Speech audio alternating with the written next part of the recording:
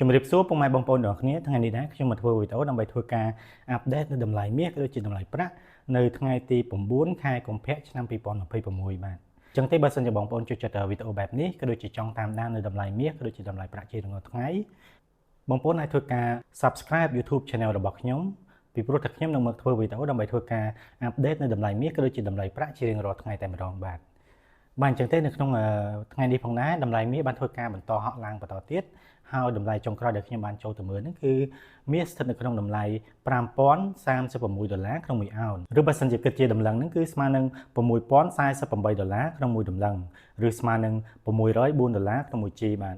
ចំណែកឯប្រាក់វិញក៏បានធ្វើការហក់ឡើងផងដែរហើយតម្លៃចុងក្រោយដែលខ្ញុំបានចូលទៅមើលនេះគឺប្រាក់ស្ថិតនៅតម្លៃ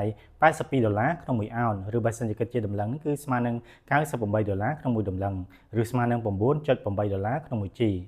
ហើយបើសិនជាគិតជាគីឡូក្រាមនេះគឺស្មើនឹង$2624ក្នុង1គីឡូក្រាមបាទអញ្ចឹងទេយើងចាំមើលថានៅក្នុងថ្ងៃនេះតើតម្លៃមាសនិងប្រាក់អាចធ្វើការហក់ឡើងបន្តទៀតដែរឬទេឬក៏មានការទម្លាក់ខ្លួនចុះមកវិញហើយបើសិនជាមានការប្រែប្រួលក៏ដូចជាការអាប់ដេតយ៉ាងណាខ្ញុំនឹងមកធ្វើវីដេអូដើម្បីធ្វើការអាប់ដេតដល់បងប្អូនទាំងអស់គ្នានៅក្នុងវីដេអូក្រោយបន្ថែមទៀតបាទអរគុណច្រើនបងប្អូនទាំងអស់គ្នាសម្រាប់ការគាំទ្រក៏ដូចជាតាមដានវីដេអូរបស់ខ្ញុំតាំងពីដើមរហូតដល់ចប់